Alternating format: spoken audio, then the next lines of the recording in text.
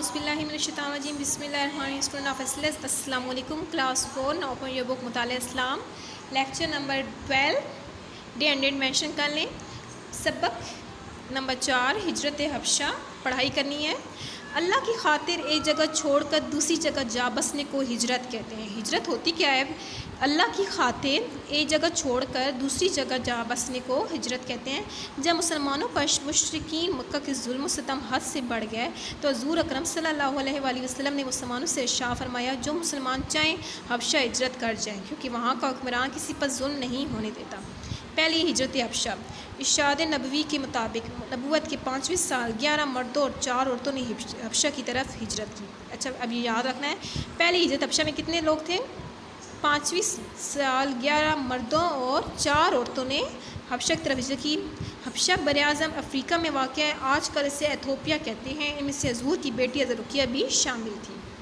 دوسری ہجرت حبشہ میں کیا تھا؟ اس ہجرت کے تقریباً 3 ماہ بعد یہ افواہ پھیل گئی کہ قریش مکہ مسلمان ہو گئے ہیں. یہ سن کر کچھ مہاجرین مکہ واپس آ گئے لیکن یہ خبر جو تھی غلط نکلی. اب کافر مسلمانوں پر اور زیادتیاں سختیاں کرنے لگے.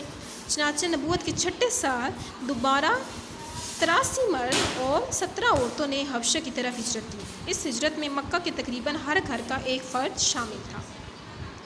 حبشہ کے بادشاہ نجاشی نے ان لوگوں سے بہت اچھا سلوک کیا اور یہ لوگ امن و امان سے وہاں رہنے لگے. قریش کو اس پر بے حد غصہ آیا لہٰذا انہوں نے ایک چال چلی. قریش مکہ کی سازش کیا ہے؟ کفار مکہ نے 2 ارکان پر مشتمل ایک وفد کو بہت سے تحائف دے کر نجاشی کی طرف بھیجا اور درخواست کی کہ یہ لوگ ہمارے مجرم ہیں، آپ ان کو اپنے ملک سے نکال دیں. نجاشی نے پوچھا ان لوگوں کا جرم کیا ہے؟ وفد نے جواب دیا ان لوگوں نے اپنے باپ دادا کا دین چھوڑ کر ایک نیا دین بنا لیا. نجاشی نے مسلمانوں سے اس کے متعلق پوچھا تو مسلمانوں کی طرف سے جعفر تیار تقریر کرتے ہوئے کہا اے بادشاہ ہم ایک جاہل قوم تھے، بتوں کی پوجا کرتے تھے اور مردار کھاتے تھے، بائی پر ظلم کرتا تھا، ہم طاقت کے سوا کسی قانون کو نہیں مانتے تھے.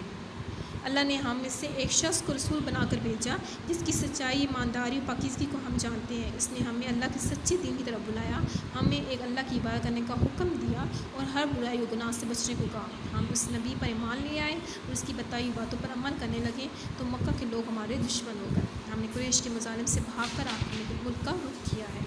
نجاشی یہ بات سن کر بہت متاثر ہوا تھا. کفار مکہ نے ایک اور چال چلی. انہوں نے نجاشی سے کہا کہ آپ ان مسلمانوں سے حضرت عیسیٰ کے متعلق پوچھیں. حضرت جعفر بن ابی طالب نے جواب میں سورہ مریم کی آیات تلاوت کی جن میں بتایا گیا ہے کہ وہ مریم کی بیٹی اور اللہ کی سچی پیغمبر ہے. سورہ مریم کی آیات تلاوت کی جن میں بتایا گیا کہ وہ مریم کی بیٹی اور اللہ کی سچی پیغمبر ہے. اس پر نجاشی کی آنکھوں میں آنسو آ گئے. اس نے ایک تنکا اٹھا کہا خدا کی قسم حضرت عیسیٰ اس سے تنکے کے برابر بھی زیادہ تھے نہ کم. اس طرح کفار مکہ ناکام واپس لوٹ آئے. کیا آپ جانتے ہیں حبشہ کا بادشاہ نجاشی بہت انصاف پسند تھا. اس کا نام اسہمہ تھا اور اس کا دربار اکسوم شہر میں تھا. تفہیم کرنی ہے آج اس کی. کالم الف کو کالم بے کے ساتھ ملائیں. کالم الف کیا ہے اور کالم بے کیا ہے؟ 6 نبوی میں کیا ہوا تھا؟ دوسری ہجرت حبشہ ہوئی تھی. ٹھیک ہے، دوسری ہجرت حبشہ 6 نبوی ہوئی. 5 نبوی پہلی ہجرت حبشہ. سورہ مریم حضرت جعفر کی تقریر تھی. حضرت جعفر رضی اللہ عنہ نے تقریر کی تھی سورہ مریم میں. ایتھوپیا حبشہ کا نیا نام ہے. یہ پڑھ چکے ہیں ہم. نیکسٹ ہے تفہیم کر چکے. ذہنی آزمائش ہے. مندرجہ ذیل میں سے کن لوگوں نے اللہ کی خاطر ہجرت کی ہے بتائیں. آپ کے بھائی کو میڈیکل کالج میں داخلہ مل گیا، انہوں نے اپنا گھر چھوڑ کر ہاسٹل رہائش اختیار کر لی، یہ اللہ کی خاطر ہجرت تھی؟ نو، کراس کرتے ہیں اسے. احمد کے ابو کو لاہور میں ملازم مل گئی اس لیے وہ فیصل آباد سے لاہور آ گئے، کراس. یہ بھی اللہ کی خاطر ہجرت نہیں ہے، وہ اپنے ملازمت کے لیے ہجرت کر گئے. 1947 میں ہندوستان سے بہت سے مسلمان اپنے گھر بار چھوڑ کر پاکستان آ گئے تھے، یہ اللہ کی خاطر ہجرت تھی. ٹھیک ہے، آگے لکھنا ہے اللہ کی خاطر. مسلمان مشرکین ظلم کے مکہ کے ظلم و ستم سے تنگ آ کر حبشہ چلے گئے، اللہ کی خاطر یہ ہجرت تھی. ایک چینی سیاح کو پاکستان کے شمالی علاقہ جا بہت اچھے لگے اس لیے اس نے مستقل وہیں رہنے کا ارادہ کر لیا.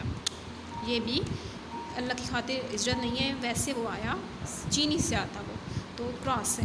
ٹھیک ہے، ذہنی آزمائش بھی کریں، تفہیم بک پہ سوال کریں. اسٹے بلیس، اللہ حافظ.